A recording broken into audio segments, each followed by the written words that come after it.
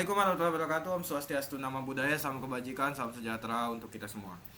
Di era digital saat ini, dunia kedokteran tidak lagi hanya bergantung pada stetoskop, laboratorium, dan pengalaman klinis semata. Setiap hari, rumah sakit menghasilkan jutaan data mulai dari hasil ronsen, CT scan, rekam medis, hingga data genetik pasien. Nah, permasalahannya, tidak semua data tersebut bisa dianalisis secara cepat dan akurat oleh manusia. Disinilah artificial intelligence atau AI berperan sebagai alat bantu yang mampu memproses data dalam jumlah besar dan menemukan pola yang sulit dikenali oleh manusia. AI dalam bidang kesehatan bukan sekedar konsep masa depan. Teknologi ini sudah digunakan dalam diagnosis penyakit, analisis citra medis, penemuan obat, hingga prediksi wabah. For example adalah MY MYCIN sebagai sistem pakar awal di dunia medis. Google DeepMind yang mampu mendeteksi penyakit mata melalui pemindaian retina, serta AlphaFold yang membantu ilmuwan memahami struktur protein untuk pengembangan obat.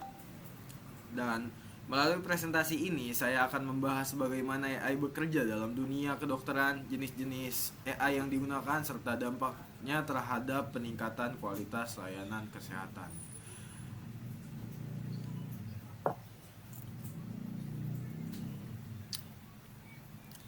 Kelompok kami beranggotakan 4 orang, ada Anissa, ada Salman Akia, ada Zahwa, dan juga saya sendiri, Muhammad Fauzan Amini.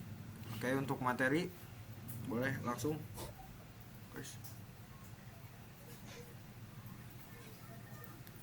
Nis, materi pertama yaitu ada AI yang digunakan dalam kesehatan. Yang pertama yaitu MyCin, sistem pakar awal untuk diagnosis infeksi. Yang kedua, Google DeepMind, diagnosis penyakit mata melalui analisis scan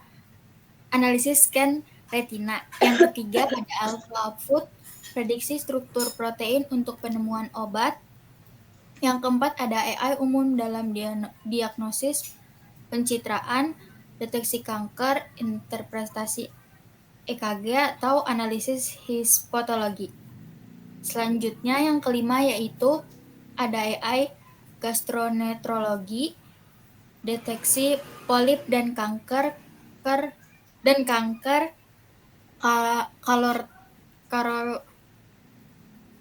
kolorektal. Yang keenam ada AI penemuan obat, analisis kombinasi molekul. Yang ketujuh ada AI kesehatan masyarakat, chatbot, dan prediksi wabah. Selanjutnya ada cara kerja AI dalam kesehatan. AI memproses data besar untuk diagnosis pencitraan seperti analisa X-ray, MRI, CT scan dengan akurasi setara atau lebih baik dari dokter. Lalu ada penemuan obat, prediksi struktur protein, dan identifikasi target obat dalam hitungan minggu, pengobatan personalisasi, rekomendasi terapi berdasarkan data genetik dan riwayat pasien, lalu ada kesehatan masyarakat, prediksi wabah, dan optimalisasi layanan melalui chatbot. Selanjutnya, lalu ada algoritma AI yang disebutkan atau tersirat dalam konteks ini didasarkan pada machine learning dan deep learning. Nah, machine learning ini algoritmanya menggunakan diagnosis pencitraan seperti convolutional neural network atau CNN yang digunakan dalam deteksi kanker, atau CNN yang dalam deteksi kanker dan CT scan atau X-ray. Lalu ada DeepMind. Nah, DeepMind ini algoritmanya menggunakan transformer otak atau otak utama. Nah, algoritma ini memungkinkan AI memahami konteks data yang sangat besar secara cepat.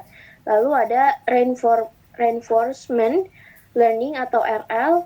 Nah, algoritma ini belajar dari mencoba yang digunakan pada AlphaZero. Lalu ada Monte Carlo Tree Search atau MCTS. Nah, metode pencarian pohon yang dipadukan dengan RL untuk memprediksi hasil di masa depan. Lalu ada diffusion models. Nah, teknologi ini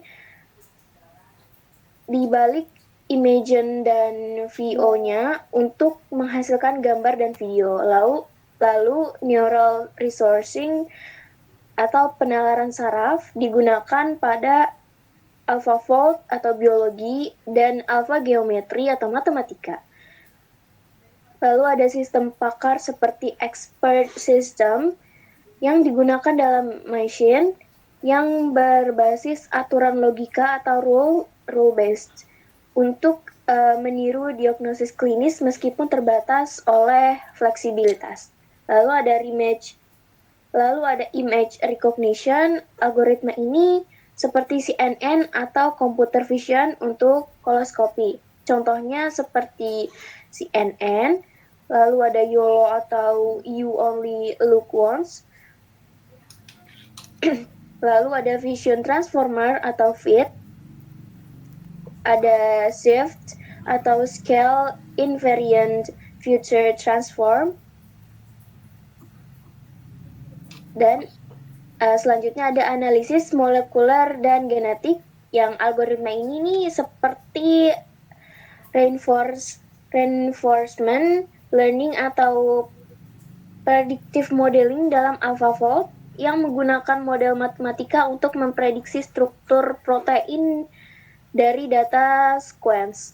Lalu ada machine learning umum, termaksud supervised learning untuk klasifikasi penyakit, misalnya EKG.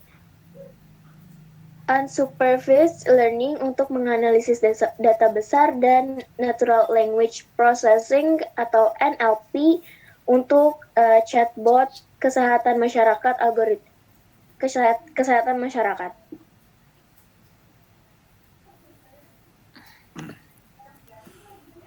Oke, kesimpulannya AI kesehatan menggabungkan deep learning atau literally kita bisa sebut pengenalan pola dengan reinforcement learning, pengambilan keputusan, dilatih pada data medis anonim dengan supervisi manusia. Teknologi ini meningkatkan akurasi diagnosis hingga 90-98% dan mempercepat penemuan obat dari tahun menjadi minggu, memberikan dampak signifikan pada efisiensi dan kualitas layanan kesehatan global. Dengan ini kami tutup materi kali ini. Terima kasih semuanya para pemateri. Terima kasih. Ya, wassalamualaikum warahmatullahi wabarakatuh.